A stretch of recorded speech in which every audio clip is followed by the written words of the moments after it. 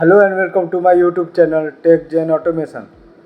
Today topic, आज के topic में हम पढ़ेंगे how to use increment instruction, decrement instruction.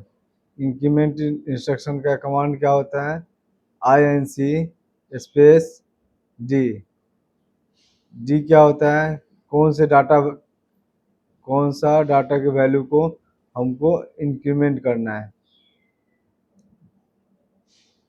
कौन सा डाटा को हमें इंक्रीमेंट करना है। इंक्रीमेंट दैट मीन्स जैसे ही एक राइजिंग एड्स को ऑन करेंगे, ओके, तो एक वैल्यू को इंक्रीमेंट करेगा, यानी कि एक से वैल्यू को इंक्रीमेंट कर बढ़ा देगा। ओके, और डिक्रीमेंट के लिए क्या है? डिक्रीमेंट के लिए कमांड है DEC स्पेस डी, यानी कि ये क्या करेगा? डाटा को डिक्रीज करेगा। ओके, यानी कि इंक्रीमेंट क्या करेगा? इंक्रीमेंट इंस्ट्रक्शन करेगा, डाटा को इंक्रीज करेगा, और डिक्रीमेंट इंस्ट्रक्शन क्या करेगा? डाटा को डिक्रीज करेगा।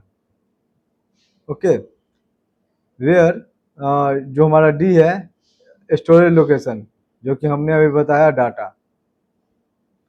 Data address.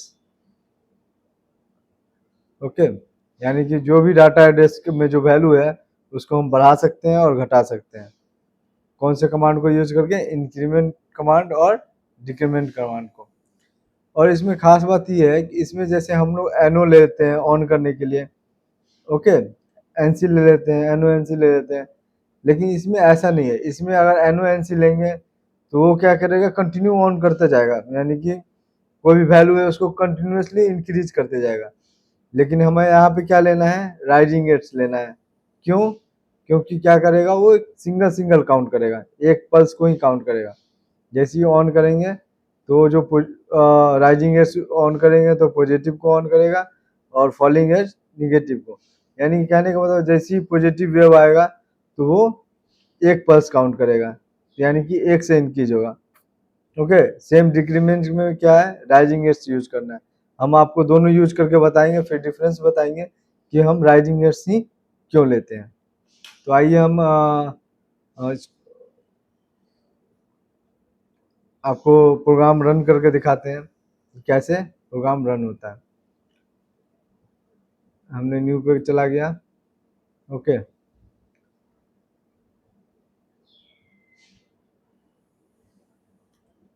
LD X0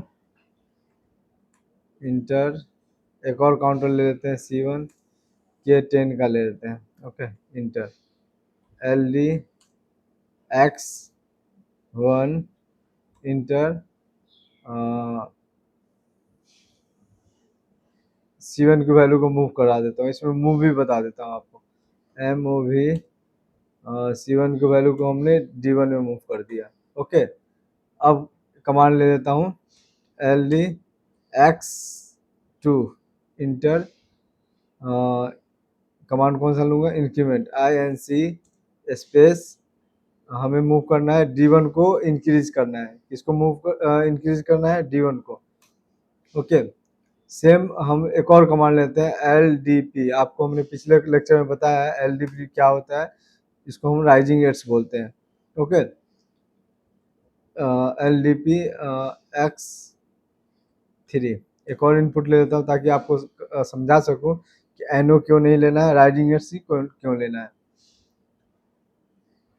okay, अब हम सेम कमांड यूज करेंगे INC स्पेस D1, और एक और डिक्रीमेंट को भी समझाना पड़ेगा, LDP स्पेस X4 इंटर, और डिक्रीमेंट के लिए कौन सा कमांड होता है? DEC space D1। ओके, अब मैं इसको कंपाइल करूँगा, उसके बाद सिमुलेट करूँगा मैं इसको।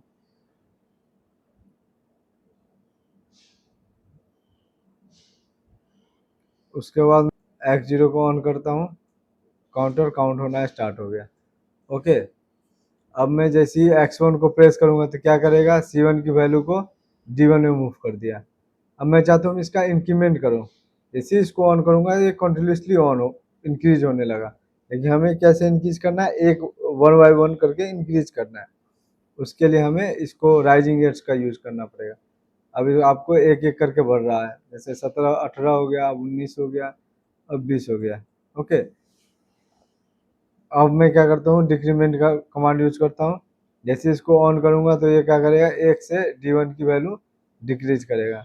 ओके, तो ये है rising edges and falling edges कैसे यूज़ करते हैं, इंक्रीमेंट और डिक्रीमेंट क्यों यूज़ करते हैं, एनो क्यों यूज़ नहीं करते हैं। तो ये आपको अच्छे से समझ में आया होगा। आज के लिए इतना ही, थैंक यू। अगर आप चाहते हैं ऐसी वीडियो आपको टाइम टू टाइम सीरीज में मिलता रहे तो हमारे चैनल टेक ऑटोमेशन को लाइक करो, सब्सक्राइब करो और शेयर करो। साथ ही बेल आइकन को प्रेस करो ताकि कोई भी मैं वीडियो अपलोड करूं तो आपको नोटिफिकेशन मिल जाए। साथ ही हमसे आप व्हाट्सएप, टेलीग्राम, इंस्टाग्राम, फेसबुक के जरिए जुड़ सकते हो और कोई भी क्वेश्चन पूछ सकते हैं। Thank you.